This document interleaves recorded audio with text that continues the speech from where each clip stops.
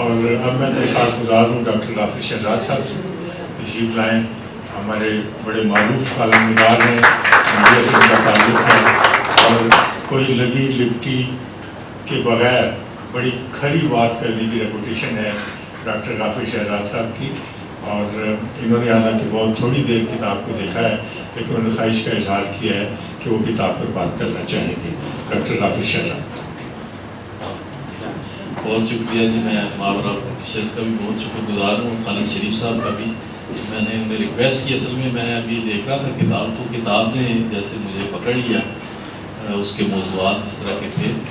تو مجھے بالکل ایسے لگا جیسے میں اور جاوید گرگ صاحب پتہ نہیں کسی نہ کسی ستارے کے اوپر ہم کو اکٹھے ہی سوچتے ہیں چیزوں کے بارے میں. اور جس طرح کی کنفیوژن, جس کو یہ کنفیوژن کہتے ہیں, بنیادی طور پر تو میں اسے نہیں کنفیوژن کہوں گا, وہ تو بڑے ایک سمپل سے ورڈز میں انہوں نے اس کا اظہار کیا ہے. میں یہ دیکھ رہا تھا کہ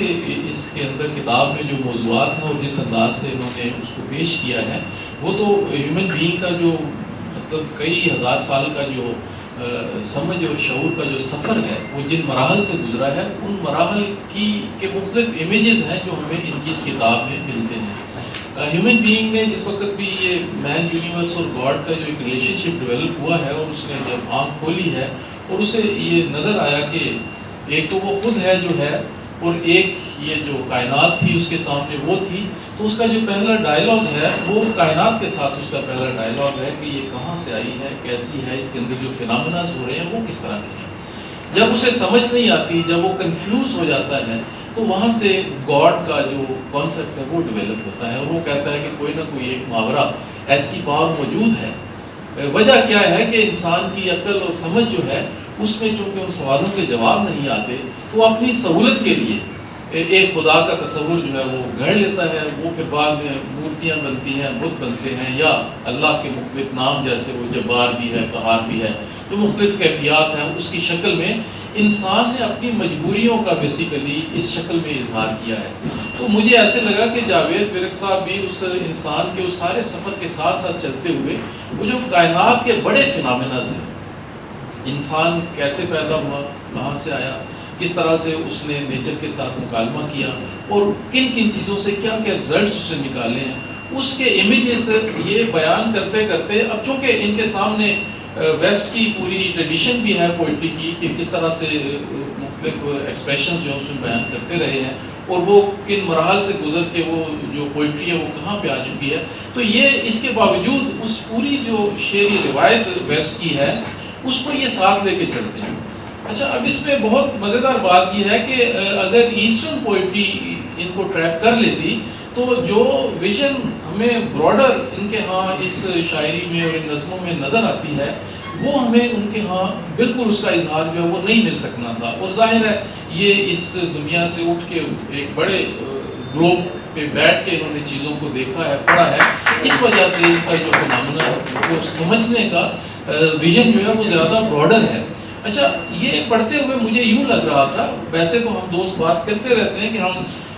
جو اردو میں لکھنے والے ہیں وہ عام طور پہ شاعری یا افسانہ کئی بحدود سے منظرنامے پہ رکھ کے, اور زیادہ سے زیادہ انسانی جو ہیومن بینگ کا جو ریلیشن شپ ہے آپس میں, اس سے کوئی نہ کوئی بات نکال کے سمجھتے ہیں کہ ہم نے کوئی بڑا ادب کریٹ کیا ہے. لیکن اس کتاب کو پڑھ کے مجھے لگا کہ یہ جو ہیومن بینگ کے ریلیشن شپس کو سمجھنا, اور اس کو سائیکالوجی میں, فلاسفی میں, ہسٹری میں, اور کوئی ایک نتیجہ نکال کے کسی اس میں تخلیق میں پیش کر دینا, اس کتاب کے سامنے وہ تو بہت معمولی سا کام مجھے نظر آتا ہے. یہ بڑے اسکیل کے اوپر چیزوں کو دیکھ کے انہوں نے اس کتاب میں پیش کیا ہے.